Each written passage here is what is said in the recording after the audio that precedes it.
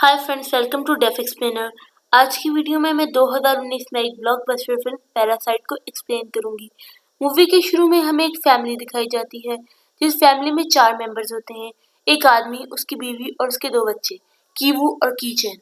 वो चारों एक छोटे से घर में रहते हैं। उनके फाइनेंशियल हालात कुछ ठीक नहीं है। उन्हें बहुत सी स्ट्रगल करके अपनी जिंदगी गुजारनी पड़ती है। वो लोग पिज्जा बॉक्सिंग का काम करते हैं, लेकिन ये काम उनके लिए काफी नहीं है। एक दिन कीवू का फ्रेंड उससे मिलने आता है। कीवू का फ्रेंड अपने साथ एक बॉक्स लाता है। उस बॉक्स के अंदर एक पत्थर होता है, जो उसके ग्रैंडफादर ने इनके लिए भेजा होता है। कीवू का फ्रेंड बताता है जो कोई भी इस पत्थर को अपने पास रखता है, उसकी किस्मत बदल जाती है, क्योंकि ये पत्थर खुशकिस्मती की अलामत है। कीवू इस पत्थर को अपने पास रख लेता है। कीवू अपने फ्रेंड को अपने फाइनेंशियल हालात के बारे में बताता है। कीवू का फ्रेंड कहता है कि वो फॉरेन स्टडी के लिए जा रहा है, तो जिस लड़की को पहले वो ट्यूशन पढ़ाता था, अब कीवू उसे पढ़ा सकता है। पर कीवू उसे बताता है कि उसके पास कोई कॉलेज डिग्री नहीं है, तो कीवू का फ्रेंड उसे मशवरा देता है कि वो फेक डिग्री बनवा ले। कीवू अपने फ्रेंड की बात मान जाता है। वो अपनी सिस्टर से कहकर फेक डिग्री बनवा लेता है। नेक्स्ट डे वो फेक डिग्री लेकर कीवू उस घर में जाता है। जब कीवू वहाँ पहुँचता है तो बहुत हैरान होता है। वो घर बहुत बड़ा और आलीशान होता है। वहाँ पर एक मेड भी होती है। उस फैमिली का नाम पार्क फैमिली होता है। उस फैमिली में भी 4 मेंबर्स होते हैं। उनकी बड़ी बेटी दहाई को पढ़ाने के लिए ही कीवू को बुलाया गया होता है। डेमो क्लास में दहाई की मॉम भी वहीं पर होती हैं। वो कीवू को देखती हैं। उन्हें कीवू एक अच्छा लड़का लगता है। वो अपनी बेटी को पढ़ाने के लिए उसे रख लेती हैं। वहाँ पर दहाई का छोटा भाई भी होता है, जो कि बहुत ही शरारती होता है। उसकी मॉम बताती है इसे आर्ट का बहुत ही शौक है, लेकिन कोई भी टीचर इसके साथ एडजस्ट नहीं कर पाता। कीवू सोचते हैं क्यों ना वो अपनी बहन को यहाँ पर एज आर्ट टीचर रखवा दे। वो दहाई की मॉम से बात करता है और उन्हें बताता है कि उसकी एक कजन आर्टिस्ट है, तो उसकी मॉम मान जाती है और कहती हैं कल उस लड़की को ले आना। कीवू ये बात अपनी बहन कीचन को बताता है। उसकी बहन मान जाती है। अगले दिन वो उसको जेसिका के नाम से इंट्रोड्यूस करवाता है। कीचैन भी बहुत ही होशियारी के साथ उन्हें इम्प्रेस कर देती है और उसे ये जॉब लेने में कोई भी मुश्किल नहीं होती। दहाई की मॉम भी इससे बहुत ज्यादा इम्प्रेस होती है। कीचैन और कीवू किसी को भी इस बात पर शक नहीं होने देते कि वो दोनों बहन भाई हैं। वहाँ पर उस बच्चे द सॉन्ग के फादर भी आ जाते हैं। उन्हें भी जेसिका एक अच्छी टीचर लगती है। कीचैन को ये जॉब लेने में जरा भी मुश्किल नहीं होती। वो आसानी से सबको बेवकूफ बना देती है। जब कीचैन वापस ड्राइवर के साथ जा रही होती है, तो वो ड्राइवर से कहती है कि उसे मेट्रो के पास ही उतार दे। ड्राइवर जब ऐसा करता है तो उससे पहले कीचैन अपने कुछ कपड़े उस कार में ही छोड़ देती है, ताकि सबको उन पर शक हो। जब घर के मालिक यानी कि दासोंग के फादर को ये बात पता चलती है, जब वो ड्राइवर के साथ जा रहे होते हैं, उन्हें वो कपड़े मिलते हैं, तो ये बात वो अपनी वाइफ को बताते हैं। उनकी वाइफ ये बात जेसिका से यानी कि कीचैन से पूछती है। कीचैन उन्हें बताती है कि उसने ड्राइवर को कहा था कि वो उसे मेट्रो के पास ही उतार दे और इसके अलावा कुछ नहीं। उसके बाद वो वहाँ से चली जाती है। वो लोग ड्राइवर को नौकरी से निकाल देते हैं, तो जेसिका उनको अपने फादर के फ्रेंड के ड्राइवर के बारे में बताती है, तो फिर वो उन्हें बुला लेते हैं। वो लोग उनके फादर को भी काम पर रख लेते हैं। इस तरह वो तीनों मिलकर वहाँ पर काम करते हैं, लेकिन एक दूसरे से बिल्कुल अनजान होकर। वो तीनों ऐसे जाहिर करते हैं जैसे वो एक दूसरे को जानते भी नहीं हैं। अब की वो प्लानिंग करता है कि वो किस तरह अपनी मॉम को उस घर में ले आए, यानी कि उस मेड की जगह अपनी मॉम को वहाँ पर काम दिलवा दें। वो एक प्लान बनाते हैं। वो उस मेड को वहाँ से निकालने के लिए पीच के ऊपर जो पाउडर होता है, उससे किसी को भी एलर्जी हो सकती है। वो उस पाउडर को उस मेड के ऊपर डाल देते हैं, ताकि सबको लगे कि वो बीमार है। कीवू के फादर जब हॉस्पिटल जाते हैं, तो उस लेडी की भी पिक्चर ले लेते हैं अपने फ़ोन में, ताकि ये लगे कि वो भी हॉस्पिटल में ही है उनके साथ। ये बात वो अपनी मालकिन को बताते हैं और उनको पिक्चर्स भी दिखाते हैं, जो पिक्चर्स उन्होंने हॉस्पिटल में खींची होती हैं। उनकी मालकिन ये बात नहीं मान रही होती, लेकिन वो उन्हें बार बार यकीन दिलाने की कोशिश करते हैं कि उनको टीबी है और वो बहुत बीमार हैं। जब वो घर पहुंच रहे होते हैं, तो वो किचन को मैसेज करते हैं कि वो आने वाले हैं। वो वही पाउडर उतारती है और उस मेड के ऊपर डाल देती है। जब वो मालकिन घर आती हैं, वो उसे खांसता हुआ देखती हैं, तो उन्हें यकीन हो जाता है। वो मेड एक टिश्यू यूज़ करती है और उसे डस्टबिन में डाल देती है। ड्राइवर जाकर उस टिश्यू के ऊपर सॉस गिरा देता है और मालकिन को दिखाता है, जिससे उनका शक यकीन में बदल जाता है। मालकिन ये बात अपने हस्बैंड को बताती है कि उनकी मुलाजमा बहुत ज़्यादा बीमार है तो वो काम नहीं कर सकती। अगले दिन वो अपनी मेड को जवाब दे देती हैं और उन्हें काम से निकाल देती हैं। ड्राइवर अपनी ही वाइफ को मेड के तौर पर इंट्रोड्यूस करवाता है और उस घर में ले आता है। अब वो चारों वहाँ पर एक साथ काम कर रहे होते हैं और अय्याशी के साथ अपनी ज़िंदगी गुजारते हैं, लेकिन किसी को शक नहीं होने देते कि वो एक दूसरे को जानते हैं। वो चारों अलग-अलग पे लेते हैं। द सॉन्ग की बर्थडे होती है तो वो सब बाहर डिनर पर जाते हैं और मेड को कहकर जाते हैं कि वो खाना ना बनाए क्योंकि आज रात वो बाहर ही डिनर करेंगे। पीछे से वो चारों पार्टी कर रहे होते हैं। अचानक से दरवाजे पर बेल बजती है तो देखते हैं वही पुरानी मेड वहाँ पर खड़ी होती है। वो बताती है कि वो अपना सामान लेने आई है तो उनकी मॉम दरवाज़ा खोल के उन्हें अंदर बुला लेती हैं। वो तीनों छुप जाते हैं ताकि मेड उन्हें देख ना सके। जब किचन की मॉम नीचे जाके देखती है तो वो मेड एक अलमारी को धक्का लगा रही होती है। उसकी मॉम उसके नीचे से प्लेट हटा देती है जिससे वो अलमारी दूसरी तरफ हो जाती है। नीचे से एक बेसमेंट का दरवाज़ा खुलता है जिसके बारे में किसी और को नहीं पता होता। कीवो की मॉम और वो मेड जब नीचे जाते हैं तो बेसमेंट में उस लेडी का हस्बैंड होता है। कीवो की मॉम उससे पूछती हैं तो वो लेडी बताती हैं कि उन्होंने अपने हस्बैंड को पार्क फैमिली से नीचे छुपाकर इस बेसमेंट में रखा हुआ है। वो लेडी कहती है कि उसके हस्बैंड पे कर्ज है जिसको जब वो नहीं उतारेगा तो उसको लोग मार देंगे। वो लेडी उस मेड से कहती है कि तुम मेरे हस्बैंड को कुछ देर तक यहाँ रहने दो और उसको एक वक्त खाना दे दो, मैं तुम्हें इसके लिए पैसे दे दूंगी। लेकिन कीवो की मॉम नहीं मानती। वो कहती हैं तुम इसे यहाँ से ले जाओ। वो लेडी बताती हैं कि इस बेसमेंट के बारे में किसी को नहीं पता, तुम बस मेरे हस्बैंड को यहाँ पे रख दो, मैं तुम्हारी मिन्नत करती हूँ। तो इसी दौरान वो तीनों ऊपर छुपकर उनकी बातें सुन रहे होते हैं तो कीवो का पाँव फिसलता है और वो तीनों नीचे गिर पड़ते हैं। कीवो जब नीचे गिरता है तो कहता है बाबा मेरा पाँव।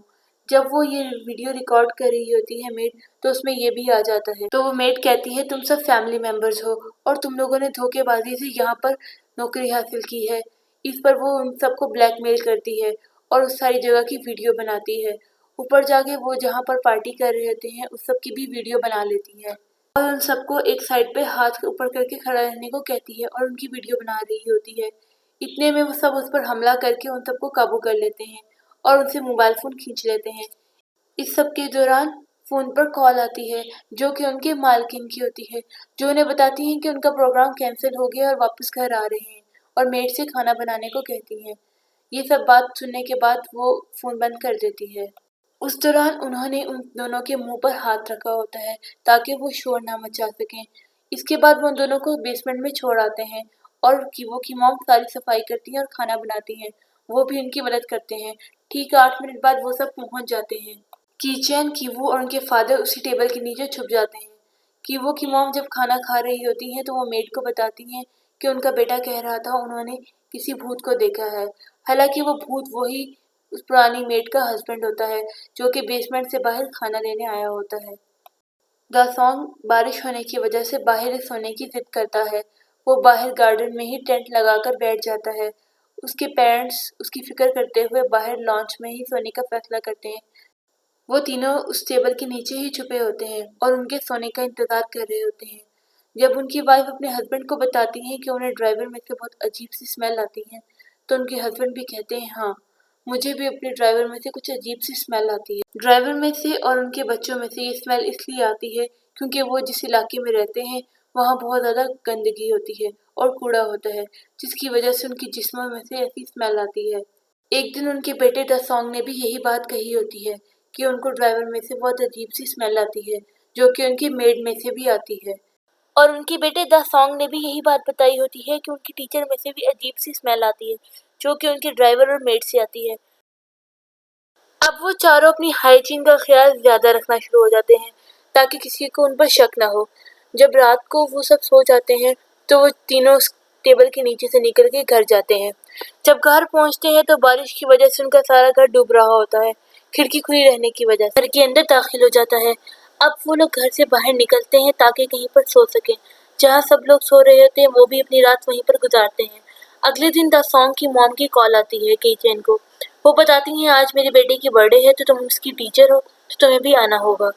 और वो कीवो को भी बुला लेती हैं और वो शॉपिंग के लिए अपने ड्राइवर के साथ जाती हैं।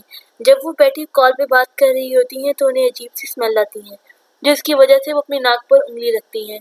ये बात ड्राइवर को बिल्कुल भी अच्छी नहीं लगती। हालांकि वो ऐसा नहीं करना चाह रही होती है, लेकिन स्मेल की वजह से उन्हें बार बार ऐसा करना पड़ता है। नीचे पार्टी स्टार्ट हो जाती है। सारे गेस्ट पहुंच जाते हैं। कीवू द हाई से पूछता है, क्या हम इनमें से एक हैं? तो द हाई कहती है, हाँ। पर कीवू नहीं ऐसा समझता। वो अपने बैग में से एक पत्थर निकालता है और नीचे बेसमेंट में लेकर जाता है, ताकि वो उन दोनों हस्बैंड वाइफ को मार दे, क्योंकि अगर उनको वो ऊपर आ गए तो उन्होंने सबको उनकी सच्चाई बता देनी है। जब वो नीचे बेसमेंट में वो पत्थर लेकर जाता है, उस आदमी की बीवी यानी कि उनकी पुरानी मेड तो पहले ही मर जाती है, क्योंकि जब उसने ऊपर आने की कोशिश की होती है तो कीवू की मॉम ने उसे टांग मारी, जिसकी वजह से वो सीढ़ियों से नीचे गिर जाती है और उसके सर पर चोट लग जाती है। अब कीवू आगे बढ़ता है तो वो उसके हाथ में वही पत्थर होता है, लेकिन उसके हाथ से वो पत्थर जब नीचे गिरता है तो वो नीचे की तरफ आता है। तो वो देखता है कि वो लेडी तो पहले ही मरी होती है, लेकिन उसका हस्बैंड वहां नहीं होता। उसके हस्बैंड ने अपने हाथ खुलवा लिए होते हैं और वो वहां पर मौजूद नहीं होता। वो कीवो के पीछे से आता है और उस पर हमला करता है।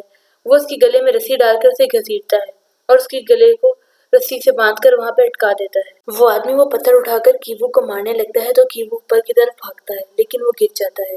वो आदमी आकर उस पत्थर से कीवू के सर पे मारता है और बाहर चाकू लेकर उस पार्टी वाली जगह पर आ जाता है।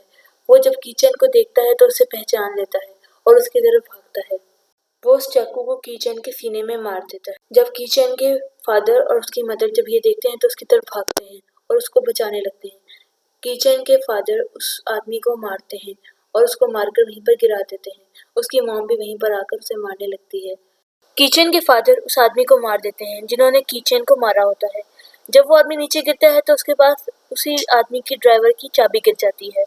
जब उनके मालिक उससे पीछे हटाते हैं ताकि चाबी उठा सकें और अपने बेटे को डॉक्टर के पास लेके जा सकें, तो वो अपने नाक पर हाथ रख देते हैं और अजीब सा मुंह बनाते हैं, जिससे उस ड्राइवर को बहुत बुरा लगता है।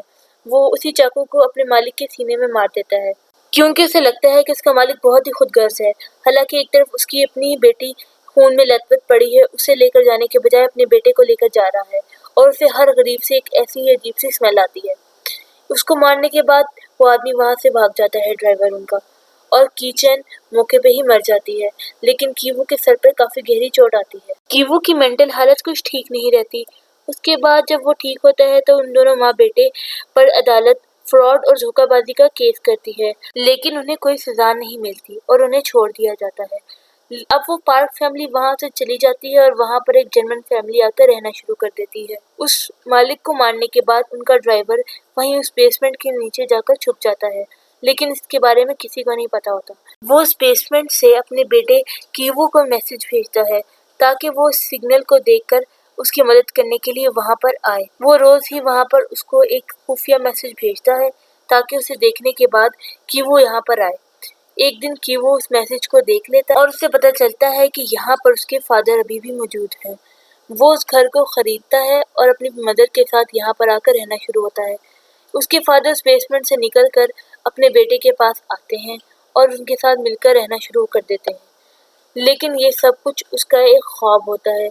असल हकीकत में ऐसा कुछ भी नहीं होता कि वो वहाँ पर नहीं आता और वो अकेला यहीं पर रह जाता है और यहीं पर मूवी एंड हो जाती है। Thanks for watching.